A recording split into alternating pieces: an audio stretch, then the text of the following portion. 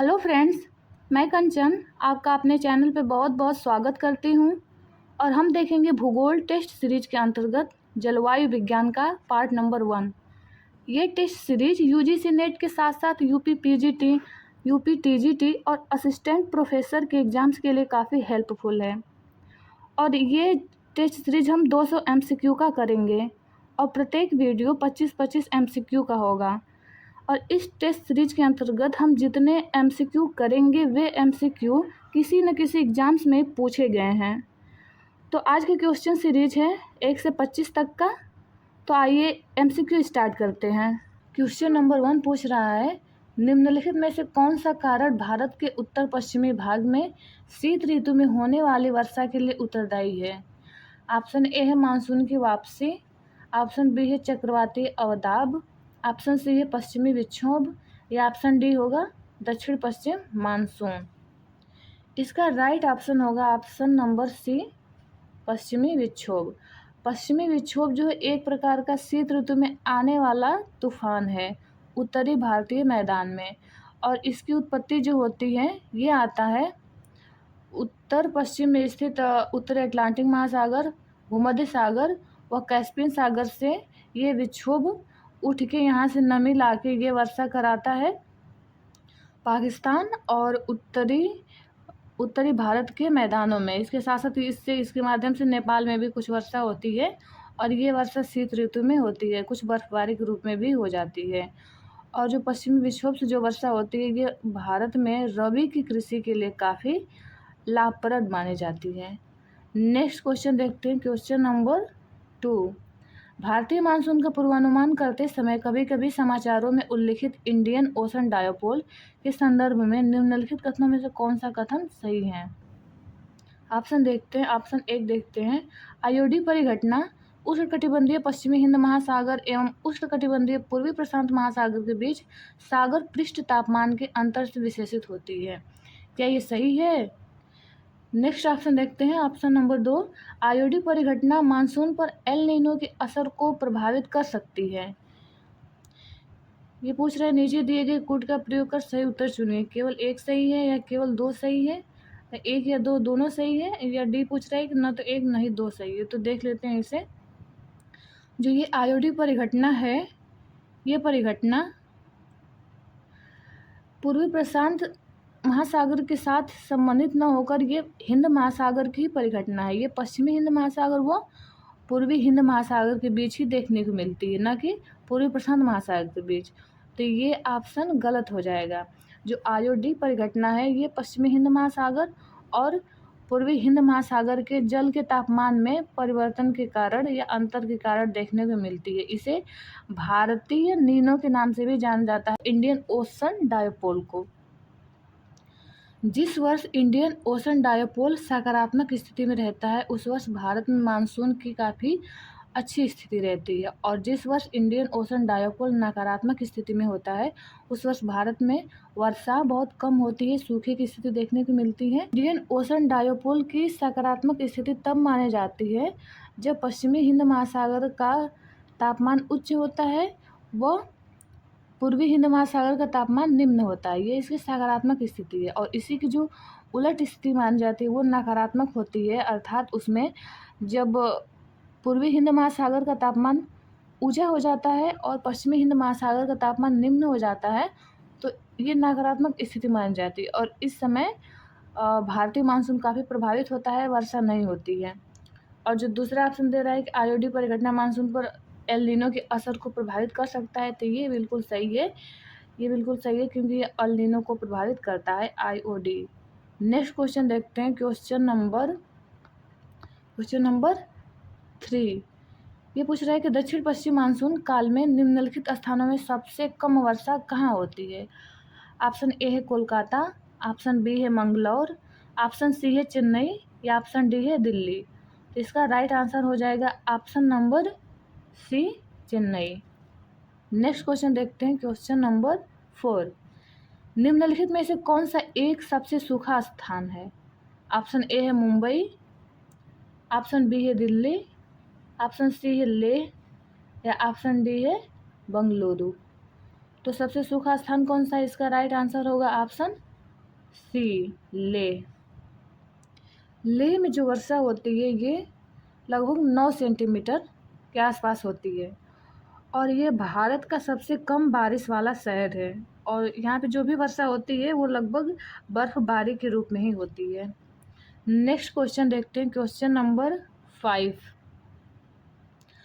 पूछ रहा है कि मानसून शब्द की व्युत्पत्ति हुई है। ऑप्शन ए है अरबी भाषा में, ऑप्शन बी है स्पेनिश भाषा में, ऑप्शन सी है हिंदी भाषा में या ऑप्शन डी है आंग्ल भाषा में। तो मानसून शब्द की उत्पत्ति हुई है, ऑप्शन ए इसका राइट आंसर होगा अरबी भाषा में। नेक्स्ट क्वेश्चन देखते हैं, क्वेश्चन नंबर 6। निम्नलिखित कथनों पर विचार कीजिए। ऑप्शन 1 है दक्षिणी भारत से उत्तरी भारत की ओर मानसून की अवधि घटती है। ऑप्शन 2 देखते हैं, ऑप्शन 2 कह रहा है कि उत्तरी भारत के मैदानों में वार्षिक वृष्टि की मात्रा पूर्व से पश्चिम की ओर घटती है। सही कथन है, इसमें से सही कथन बताना है कि कौन कौन सा सही है। तो जो दक्षिण भारत से हम जैसे जैसे उत्तर की ओर जाते हैं उसकी मानसून की अवधि घटती जाती है, ये भी राइट ऑप्शन है। और जो 2 है इसमें मैदानों में दिया है कि जो वृष्टि की मात्रा होती है, जो वर्षा की मात्रा होती है वे पूर्व से पश्चिम की ओर घटती है, तो ये भी सही है। तो ये दोनों ऑप्शन सही है, इसका राइट आंसर हो जाएगा ऑप्शन सी, दोनों। नेक्स्ट क्वेश्चन देखते हैं, क्वेश्चन नंबर 7। भारत में ग्रीष्मकालीन मानसून के प्रवाह की सामान्य दिशा है।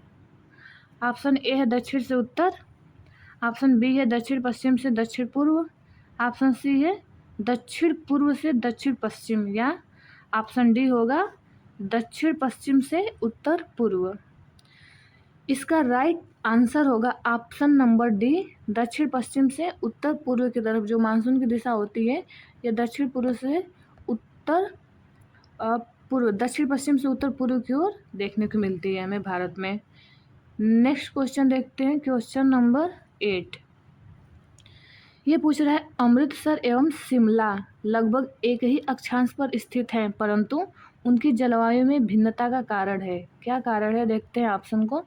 ऑप्शन ए दे रहा है कि उनकी ऊंचाई में भिन्नता है, ऑप्शन बी है कि उनकी समुद्र से दूरी के कारण ये भिन्नता देखने को मिलती है, या ऑप्शन सी है शिमला में बर्फबारी, या ऑप्शन डी है अमृतसर में प्रदूषण।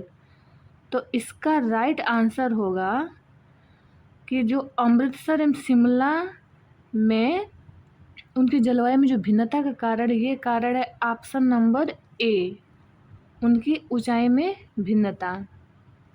जैसा कि हम जानते हैं कि हम जैसे जैसे ऊंचाई पे हम बढ़ते जाते हैं वैसे वैसे तापमान नीचे गिरता है और तापमान जलवायु निर्धारक का एक प्रमुख कारक है। तो उसी प्रकार अमृतसर जो है इसकी ऊंचाई शिमला से कम है और शिमला काफ़ी अधिक ऊंचाई पे स्थित है पहाड़ी भागों में, पर्वतीय भागों में। तो यहाँ पे बिल्कुल शीतल जलवायु पाई जाती है।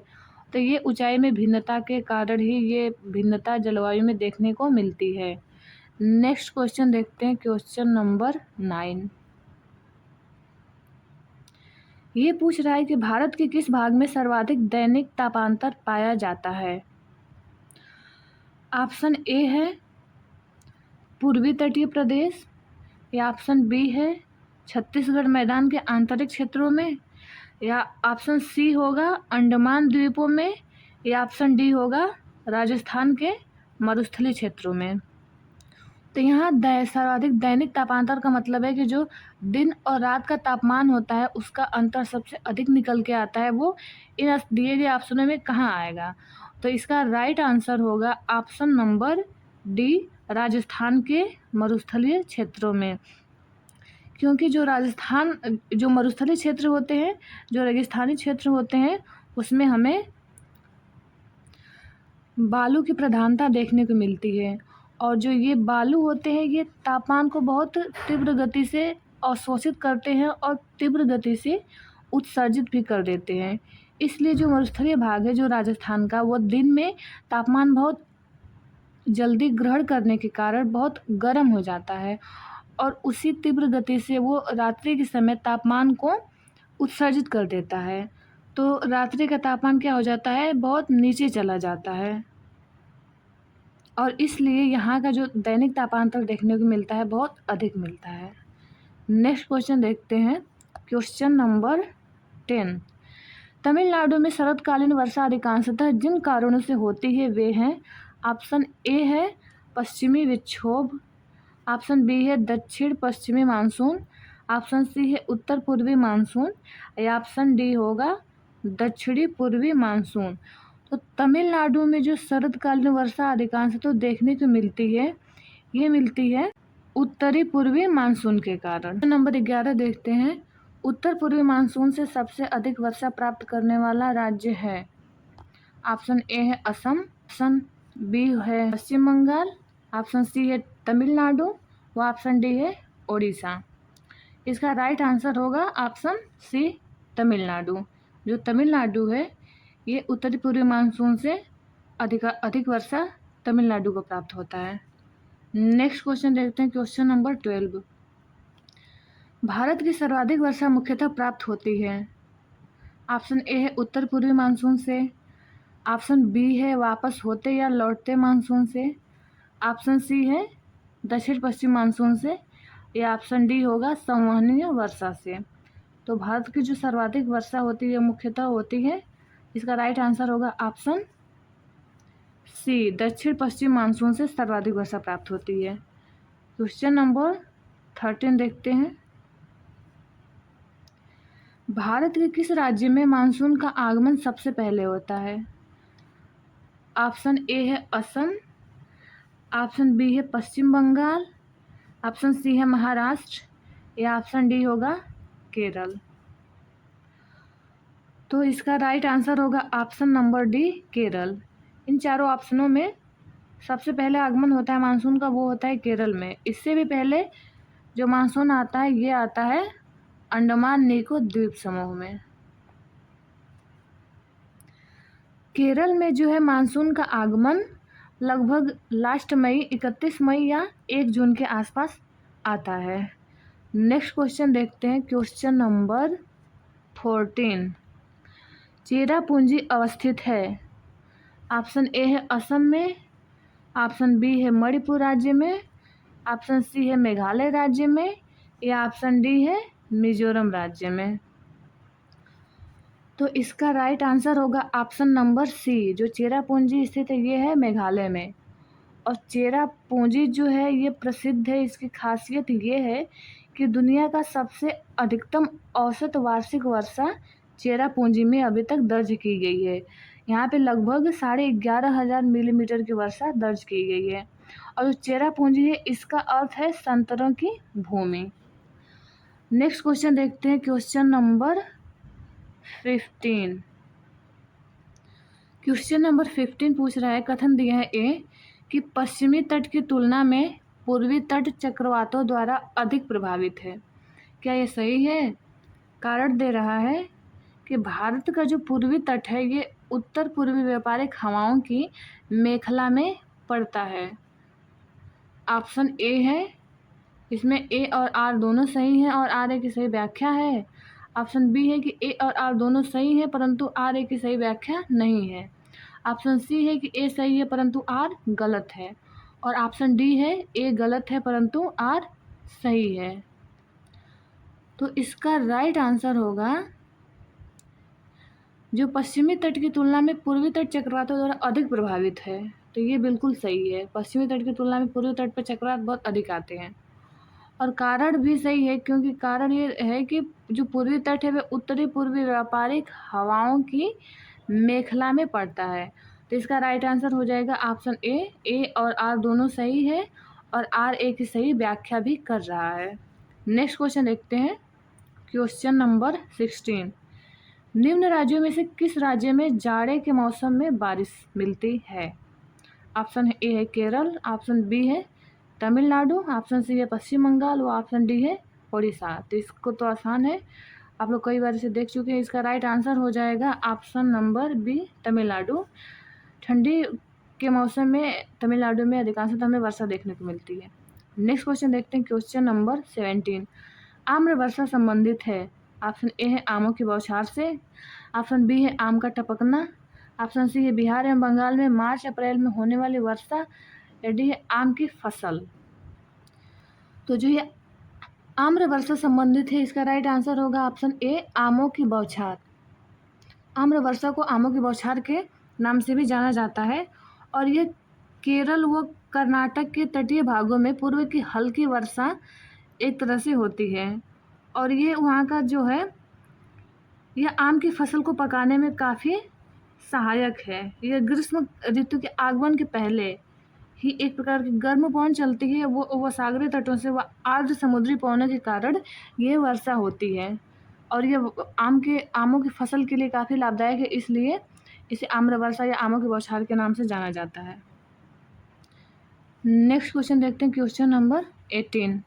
निम्न कथनों पर विचार कीजिए। कथन ए है भारत मूलतः एक मानसूनी देश है और कारण आर दे रहा है कि उच्च हिमालय उसे जलवायु संबंधी विशिष्टता प्रदान करता है।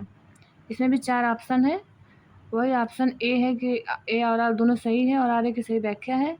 ऑप्शन बी है, ऑप्शन सी और ऑप्शन डी, ये चारों ऑप्शन है। तो इसमें होगा कि भारत, हम जानते हैं कि भारत एक मानसूनी देश है, तो राइट आंसर होगा ही। इसके साथ साथ उच्च हिमालय जो है उसे जलवायु संबंधी विशिष्टता प्रदान करता है, ये भी बिल्कुल सही है। और यदि कारण के रूप में देखें तो कहीं न कहीं जो हिमालय है, हिमालय की स्थिति के कारण भी भारत एक मूलतः मानसूनी देश के रूप में जाना जाता है। तो इसका राइट आंसर हो जाएगा ऑप्शन ए। ए और आर दोनों सही है और आर ए का सही स्पष्टीकरण भी है। नेक्स्ट क्वेश्चन देखते हैं, क्वेश्चन नंबर 19। मानसून का निवर्तन इंगित होता है। निवर्तन से मतलब है मानसून का लौटना या मानसून का खत्म होना। ऑप्शन ए है साफ आकाश से, ऑप्शन बी है बंगाल की खाड़ी में अधिक दाब परिस्थिति से, ऑप्शन सी है स्थल पर तापमान के बढ़ने से। तो मानसून का निवर्तन किससे इंगित होता है? इसमें से निम्न कूटों से हमें आंसर को निकालना है। तो मानसून का लौटना इंगित होता है साफ आकाश से भी। साफ आकाश होने लगता है जैसे जैसे मानसून खत्म होता है, आकाश साफ रहता है। और बंगाल की खाड़ी में अधिक दाब की स्थिति से, ये गलत है। बंगाल की खाड़ी में अधिक दाब की स्थिति नहीं होती, बल्कि क्या हो जाती है, न्यून दाब की स्थिति हो जाती है।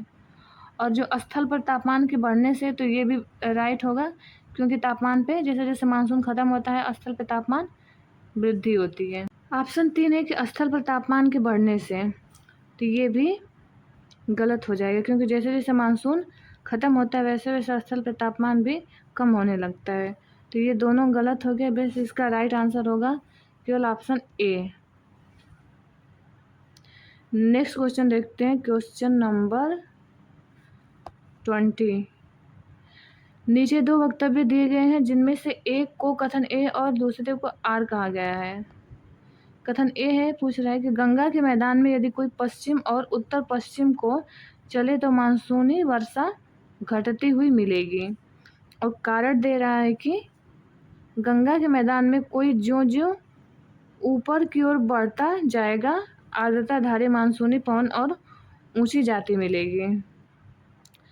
तो ये दोनों इसका राइट आंसर होगा कि गंगा के मैदान में यदि कोई पश्चिम और उत्तर पश्चिम को चलता जाता है, चले तो मानसून की वर्षा, जो मानसूनी वर्षा होती है वो घटती हुई मिलेगी, कम होती जाती है वर्षा। और क्यों कम होती जाती है? क्योंकि हम जैसे जैसे उत्तर की तरफ बढ़ते हैं, गंगा के मैदान में जैसे जैसे बढ़ते हैं ऊपर की ओर, तो जो मानसूनी पवनें होती हैं इसकी ऊंचाई और बढ़ती जाती है। ये ऊंचाई और बढ़ती जाती है, ऊंचाई बढ़ने के कारण वो हवाएं, मानसूनी हवाएं निकल जाती हैं ऊपर से और वर्षा की मात्रा कम होने लगती है। तो इसका राइट आंसर हो जाएगा ऑप्शन ए। ए और आर दोनों सही है और ए इस जो व्याख्या कर रहा है, ए की सही व्याख्या करता है आर। नेक्स्ट क्वेश्चन देखते हैं, क्वेश्चन नंबर 21। भारत वन स्थिति रिपोर्ट 2019 के अनुसार निम्न में से किस एक जिले में बहुत घना जंगल क्षेत्रफल न्यूनतम है? यानी क्षेत्रफल न्यूनतम है जंगल का। ऑप्शन ए है जैसलमेर, ऑप्शन बी है अलवर, ऑप्शन बी है जोधपुर या ऑप्शन डी है जयपुर। तो इन चारों ऑप्शनों में से सबसे जंगल का क्षेत्रफल न्यूनतम है वो है जोधपुर में। नेक्स्ट क्वेश्चन देखते हैं, क्वेश्चन नंबर 22। निम्नलिखित में से कौन सा युग्म सही सुमेलित नहीं है? एक तरफ संस्थान दिया है, एक तरफ अवस्थिति दिया है। यह अंतर्राष्ट्रीय सस्य वानिकी अनुसंधान संस्थान केंद्र नैरोबी। ऑप्शन बी है भारतीय वन प्रबंधन संस्थान भोपाल। ऑप्शन सी है केंद्रीय सस्य वानिकी अनुसंधान, ये संस्थान ये कहाँ, ये है बांदा में है। या ऑप्शन डी है कि टाटा ऊर्जा अनुसंधान संस्थान नई दिल्ली, ये तो राइट है। टाटा ऊर्जा अनुसंधान संस्थान जो है ये नई दिल्ली में स्थित है। और जो भारतीय वन प्रबंधन संस्थान है ये भी भोपाल में, ये भी सही है। अंतर्राष्ट्रीय सस्य वानिकी अनुसंधान संस्थान नैरोबी, ये भी सही है। गलत है तो कौन सा, ऑप्शन सी। जो केंद्रीय सस्य वानिकी अनुसंधान संस्थान है ये है झांसी में। तो नेक्स्ट क्वेश्चन देखते हैं, क्वेश्चन नंबर 23। भारत के किस राज्य में सागौन के वन का क्षेत्र सर्वाधिक है? ऑप्शन ए है झारखंड, ऑप्शन बी है आंध्र प्रदेश, ऑप्शन सी है उत्तराखंड या ऑप्शन डी है मध्य प्रदेश। तो किस राज्य में सागौन के वन का क्षेत्र सर्वाधिक है, इसका राइट आंसर होगा ऑप्शन डी। नेक्स्ट क्वेश्चन देखते हैं, क्वेश्चन नंबर 24। निम्नलिखित राज्यों पर विचार कीजिए, छत्तीसगढ़, मध्य प्रदेश, महाराष्ट्र, ओडिशा। इसमें से दे रहा है कि इस क्षेत्रफल की तुलना में वहाँ का जो वन आच्छादन प्रतिशतता है उसके आधार पर इसका आरोही क्रम हमें डिसाइड करना है कि आरोही क्रम क्या होगा, अर्थात हमें इसे बढ़ते क्रम में क्रमित करना है। तो छत्तीसगढ़ में जो वन अनाच्छादन प्रतिशतता है ये लगभग 44% के आसपास है। मध्य प्रदेश की बात करें तो मध्य प्रदेश में ये लगभग 65% के आसपास है। महाराष्ट्र देखें तो महाराष्ट्र में ये लगभग 20% के आसपास है। और उड़ीसा में ये 33% के आसपास है। तो इसका क्रम हम देख लेंगे, सबसे नीचे कौन सा है, महाराष्ट्र। महाराष्ट्र के बाद फिर किसका है, महाराष्ट्र के बाद है उड़ीसा, उड़ीसा के बाद है छत्तीसगढ़, और छत्तीसगढ़ के बाद है एमपी, माने एमपी का सर्वाधिक अधिक है। तो ये इसका क्रम सही होगा। नेक्स्ट क्वेश्चन देखते हैं, क्वेश्चन नंबर 24, और ये जो है आज का लास्ट क्वेश्चन है। क्वेश्चन नंबर 25 पूछ रहा है कि फरवरी 2018 में जारी भारत में वनों की स्थिति रिपोर्ट के अनुसार भारत का कितना प्रतिशत भाग वन क्षेत्र के अंतर्गत आता है? तो इसका राइट आंसर होगा ऑप्शन नंबर डी, उसका प्रतिशतता का भाग है 21.54%। मिलते हैं नेक्स्ट वीडियो में। Thank you.